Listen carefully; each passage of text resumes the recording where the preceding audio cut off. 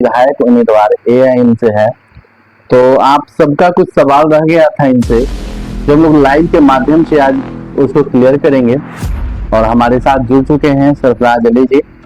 तो आपका नमस्कार है सर, धन्यवाद आपके लिए। बताया जाए, आपसे कुछ लोग सवाल करना चाहते हैं कि आप इनको लाइव के माध्यम से या किसी भी माध्यम से उनका जो क्लियरिटी है वो बरकरार रखें, ताकि वो जैसे ठगे जा चुके हैं पहले और ना ठगे जाए। चुनावी माहौल है, लोग लंबे लंबे वादे कर रहे हैं, बता रहे हैं, लेकिन उस पे धरातल पे कुछ नहीं होता है। ठीक है। तो इसमें कुछ लोगों का सवाल है आपके लिए कि आप राजनीति में क्यों आना चाहते हैं, समाज सेवा के लिए या अपना जेब पकड़ने के लिए? क्या आप क्या चाहते हैं कि सत्ता में आप क्या है? राजनीति में आने का मकसद ये है कि मैं शुरू से पॉलिटिकल और समाज सेवक रहा हूँ। जी 2006 से मैंने जब सरपंच बना तो एहसास हुआ कि सत्ता में रहना बहुत जरूरी है, तभी गरीबों को और जो शोषित है समाज, इंसाफ जब तक पॉलिटिकल नहीं आएंगे, जब तक आपका जो है समाज को इंसाफ नहीं दिला सकेगा। जी जी, आपका ऐसा कोई अनुभव बताइए, आप अपना अनुभव बताइए ताकि जनता आप पे भरोसा कर पाए। नहीं आप उस काम के लायक हैं। अनुभव में तो हम यही चीज कहेंगे कि हमारे पंचायत में जो दुल्हिन बाजार के सलौरी की जनता जो है, जब सरपंच हम थे तो कोई सरपंच के रीजन में मुझे कोई ये नहीं कह सकता है कि 1 रुपया का भ्रष्टाचार मैंने होने दिया। पहला चीज। दूसरा चीज कि मुझे याद है बहुत अच्छी तरीके से, हमारे बसावन नाम दरोगा थे हमारे क्षेत्र में थाना अंतर्गत। तो मैं एक शराब को भट्टी तोड़वाने के लिए मैंने उनको कहा कि हुजूर जो है बगल में शराब की भट्टी और शराब बिकता है, तो चल करके उसको देख लिया जाए। उन्होंने कहा कि मतलब नहीं, हमने कहा कि हमारे बगल में थाना अंतर्गत आपका फील्ड पे जो है न कि आए दिन जो है लोगों का हुजूम लगा रहता है, जुगाड़ियों का। तो सर इसको देख लिया जाएगा। हम अपने पंचायत में हम इस तरह का भ्रष्टाचार और संदिग्धता वाली चीजों को हम बर्दाश्त नहीं करेंगे। उन्होंने जब नहीं माना तो मैं स्वयं जो है खुद उस जा करके भट्टी को तोड़ा और जा करके जहाँ पर जो जुगा होता था उसमें अकेले मुझे मरने का डर नहीं है। मैं इतने जानता हूँ कि मैं जिस चीज के लिए मुझे समाज चुनेगा, हम उसमें दिन रात एक कर देंगे मेहनत के लिए और इंसाफ के लिए। जी जी, चुनाव जीतने के बाद भ्रष्टाचार कैसे खत्म करेंगे, क्योंकि पूरा सिस्टम खराब हो चुका है। अभी आपको पता होगा कि हर जगह पे एक ही बात होता है कि यहाँ पैसा लिया जाता है, वहाँ पैसा लिया जाता है, हर जगह पैसे से बात होती है। तो आप इसको कैसे खत्म करेंगे?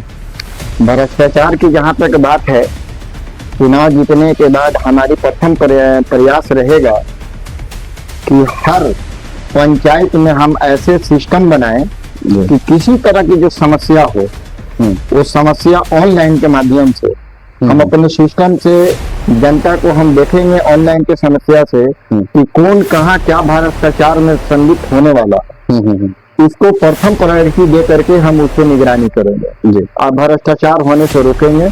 और यदि अगर कोई जनता भ्रष्टाचार में लिप्त होना ही चाहता है उसको हम और आप कोई कुछ नहीं कर पाएंगे। जी जी, देखिए बहुत से विधायक ऐसे होते हैं जो अपना इनकम छुपाते हैं। ठीक है।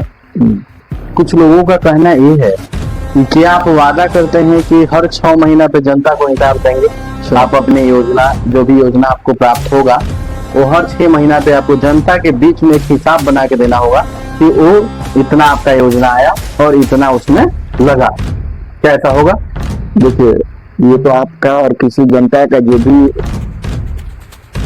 हमसे सवालात है जी, बहुत अच्छा सवाल किया गया है।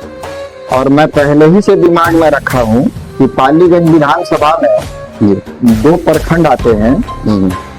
तो मैं 1 महीना में एक पंचायत में, आप 6 महीना को छोड़ दीजिए, 1 महीना में दुल्हिन बाजार तो 1 महीना में पालीगंज। तो ऐसा सिस्टम रखेंगे कि हमसे कोई एक अदना सा भी बच्चा आकर के हमसे हिसाब ले ले और हमको हिसाब देने की जरूरत ही नहीं पड़ेगा। ऐसा पारदर्शिता रखेंगे ऑनलाइन सिस्टम में।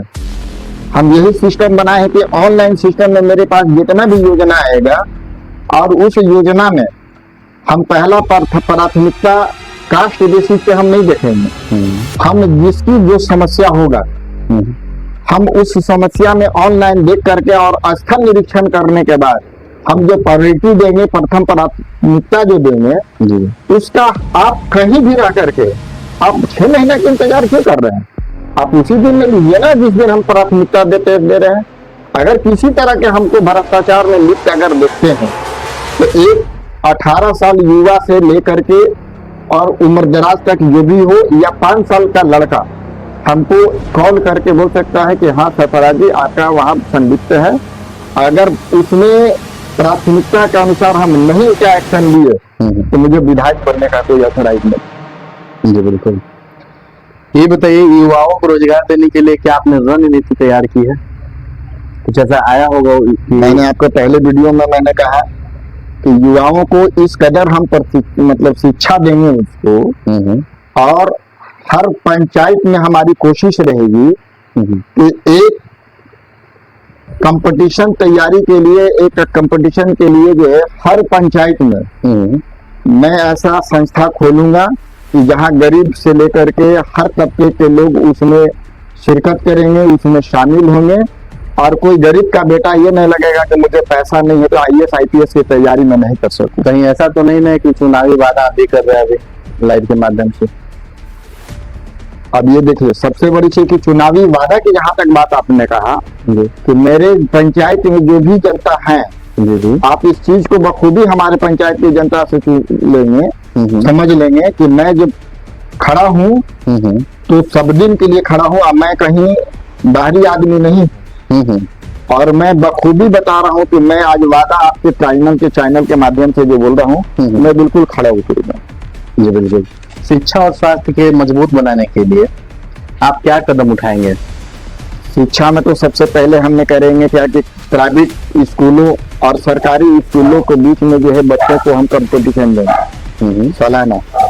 आज जिस स्कूल के बच्चे अगर टॉपर नहीं रहे, जिस स्कूल सरकारी स्कूल के बच्चे जहाँ दिक्कत हुई, उस स्कूल के टीचर के क्लास लग जाएगी। जी। और बच्चे को किसी भी स्कूल में हो हमारी मॉनिटरिंग सदा रहेगा, और उसके मॉनिटरिंग के लिए जो है हम उसके लिए अलग से लड़कों को बहाल करेंगे अपने प्राइवेट के तहत, जो गाइडेंशन के तरह हम रखेंगे, और जहाँ जिस स्कूल में अनियमितता पाएंगे उस पर कार्रवाई होगा। जी।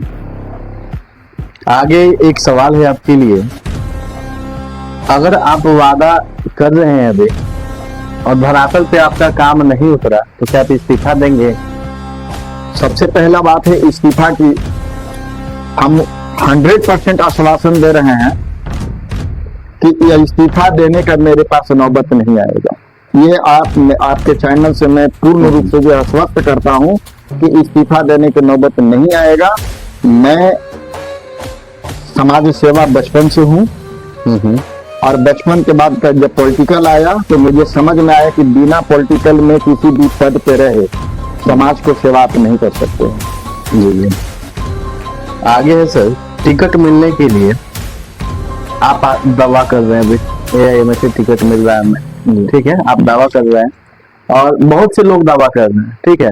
कुछ लोगों का कहना है कि जो आप दावा कर रहे हैं किस आधार से दावा कर रहे हैं? क्या आपको अब इस हिसाब से बात हुई है? क्या वो बताएं कि आपको टिकट यहाँ से दिया जाएगा पाली विधानसभा क्षेत्र से? टिकट की यहाँ तक AIM से जो बैरिस्टर ओवैसी साहब की जो बात हुई, तो आपको मैं बता दूं कि पाटलिपुत्रा से फारूक रजा उर्फ डब्लू साहब जो चुनाव लड़ रहे थे, उनका सर्वे जो हुआ पटना जिला अध्यक्ष जो हुए समीमुल हक, रिंकू सोनू, जितने भी लोग, उसके बाद हामिद हुसैन, ये लोग जितने भी सर्वे जो पालीगंज विधानसभा के जो किए,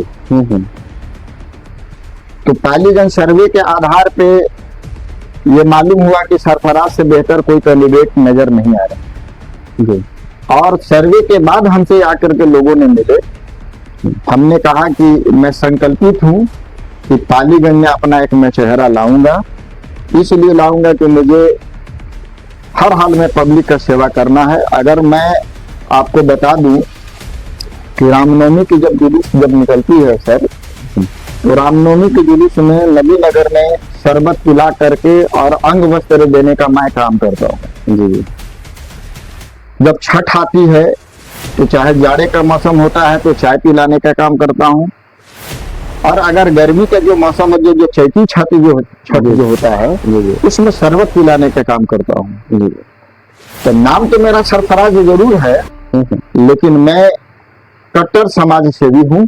जी। कट्टर मैं अल्पसंख्यक में मुसलमान नहीं हूँ। एक कहा जाए कि हम जात के नहीं जमात के बेटे। मैं जमात का बेटा हूँ। जी बिल्कुल, और यही होना भी चाहिए। तो आप सभी का सवाल लगभग पूरा हो चुका है, और जिनका भी जो भी सवाल होगा हमारे चैनल के माध्यम से हमें कमेंट करेंगे और बताएंगे। हमारा जो नंबर है उस पर आप लोग मैसेज करेंगे और बताएंगे कि अगर और कुछ सवाल इनसे करना है। तो हम मिलते हैं अगले सप्ताह, तब तक के लिए धन्यवाद।